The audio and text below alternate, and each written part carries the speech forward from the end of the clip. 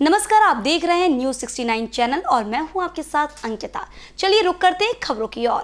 भगवान धन्वंतरी की जयंती पर मध्य प्रदेश के सभी मेडिकल कॉलेज में भगवान धन्वंतरी की पूजा अर्चना की जाएगी। धनतेरस पर किया जाएगा कार्यक्रम। मेडिकल छात्र, डॉक्टर और अस्पताल में जो मरीजों के परिजन मिलकर भगवान धन्वंतरी की पूजा अर्चना करेंगे। इस कार्यक्रम के आयोजन का उद्देश्य मध्य प्रदेश को स्वस्थ मध्य प्रदेश बनाना है। हर साल मध्य प्रदेश के मेडिकल कॉलेजों में यह कार्यक्रम आयोजित किया जाएगा। यह सुनिश्चित किया जाएगा। 22 अक्टूबर को है धनतेरस। चिकित्सा शिक्षा मंत्री विश्वास सारंग भोपाल और इंदौर के मेडिकल कॉलेज में आयोजित कार्यक्रम में शामिल होंगे। भोपाल से न्यूज 69 के लिए आदिल खान की रिपोर्ट। भगवान धन्वंतरी की पूजा से हम अपने स्वास्थ्य और दूसरों के स्वास्थ्य की कामना करते हैं, स्वस्थ स्वास्थ्य की कामना करते हैं।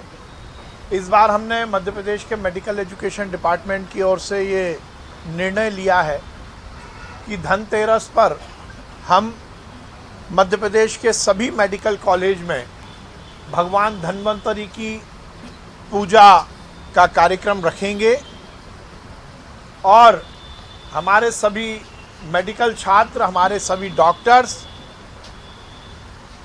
और अस्पताल में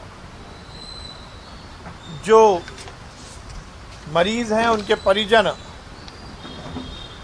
मिलकर धन्वंतरी भगवान की पूजा करेंगे और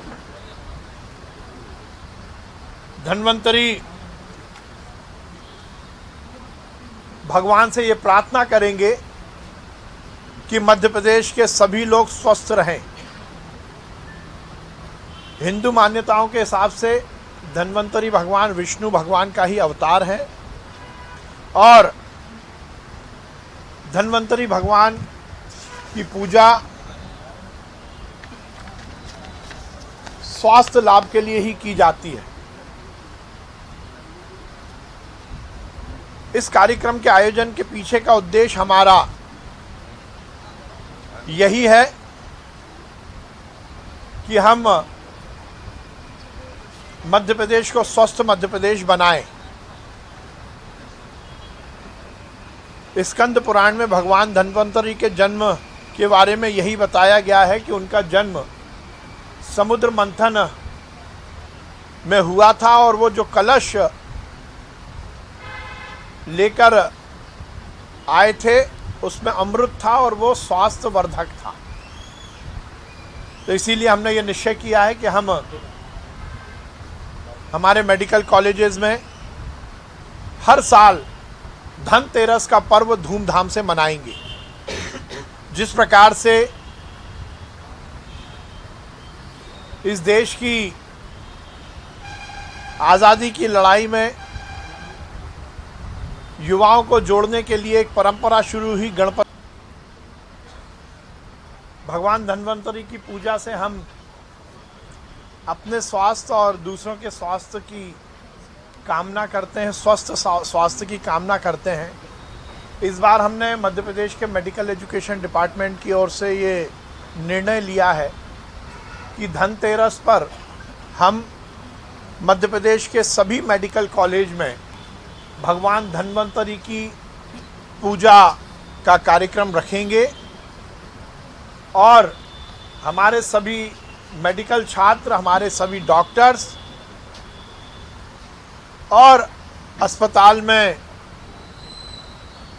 जो मरीज हैं उनके परिजन मिलकर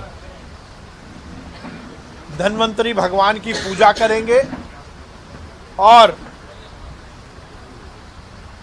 धन्वंतरी भगवान से ये प्रार्थना करेंगे कि मध्य प्रदेश के सभी लोग स्वस्थ रहें। हिंदू मान्यताओं के हिसाब से धन्वंतरी भगवान विष्णु भगवान का ही अवतार है और धन्वंतरी भगवान की पूजा स्वास्थ्य लाभ के लिए ही की जाती है। इस कार्यक्रम के आयोजन के पीछे का उद्देश्य हमारा यही है कि हम मध्य प्रदेश को स्वस्थ मध्य प्रदेश बनाएं। स्कंद पुराण में भगवान धन्वंतरि के जन्म के बारे में यही बताया गया है कि उनका जन्म समुद्र मंथन में हुआ था और वो जो कलश लेकर आए थे उसमें अमृत था और वो स्वास्थ्य वर्धक था। तो इसीलिए हमने ये निश्चय किया है कि हम हमारे मेडिकल कॉलेजेस में हर साल धनतेरस का पर्व धूमधाम से मनाएंगे। जिस प्रकार से इस देश की आज़ादी की लड़ाई में युवाओं को जोड़ने के लिए एक परंपरा शुरू हुई गणपति उत्सव की, अब हम ये सुनिश्चित करेंगे कि हर साल धनतेरस का पर्व हमारे मेडिकल कॉलेज में उत्साह के साथ मनाकर हम हमारे जो इससे क्या होगा, मतलब आप ट्रांसलेट करें तो थोड़ा पर्यायवाची ढूंढे, शुद्ध हिंदी होना चाहिए, उनका कहना है ये दिखावा ज़्यादा कर रहे हैं, ऐसा आरोप है। अब देखिए किसने क्या कहा मैं उस पर तो टिप्पणी नहीं करूंगा, पर यह बात सही है कि अल्प ज्ञान इस तरह के वक्तव्य में झलकता है। जो भी कांग्रेस के नेता इस तरह की टिप्पणी कर रहे हैं उनके ज्ञान चक्षु खोलने की बहुत आवश्यकता है। दुनिया में किसी भी देश में जहाँ पर अपनी मातृभाषा में मेडिकल की पढ़ाई होती है वहाँ भी जो टेक्निकल शब्द होते हैं वो उसी भाषा में होते हैं जो प्रचलन में है, और यही शायद सबसे व्यवहारिक पक्ष है। मुद्दा हिंदी और इंग्लिश का नहीं है, मुद्दा समझने का है। मुद्दा इस बात का है कि जो हमारी भाषा है जिसमें हमारी समझ, हमारी लर्निंग बढ़ सकती है, वही भाषा का उपयोग होना चाहिए। और कांग्रेस के नेता इतनी बड़ी बातें कर रहे हैं तो वो अपनी पूर्व कांग्रेस के सरकारों से पूछ लेते ना। 1947 के बाद तो इस देश में कांग्रेस की सरकार थी, पर अंग्रेजियत का जामा पहने हुए नेहरू जी ने इस बात का कभी कोशिश नहीं की कि इस देश में मातृभाषा को प्रमोट किया जाए, क्योंकि नेहरू जी और नेहरू परिवार हर समय से अंग्रेजियत और अंग्रेजी मानसिकता से ग्रसित रहा है। इसीलिए उन्होंने कभी भी इस बात का प्रयास नहीं किया, और हमने प्रयास किया तो अब टंगड़ी अड़ाने की कोशिश कर रहे हैं। पर ध्यान रखिए, इस तरह से विवाद खड़ा करने से कोई फ़र्क पड़ेगा नहीं। जो हमने प्रयास किया उसको पूरे देश में शिरोधार्य किया है। मुझे प्रसन्नता है कि 16 अक्टूबर के बाद आज 18 अक्टूबर तक जितने फ़ोन इस विषय में मेरे को बधाई के लिए आए, शायद किसी और विषय पर नहीं आए। दिन में 100-150 लोग रोज़ मुझे फ़ोन कर रहे हैं देश के अलग अलग स्थानों से।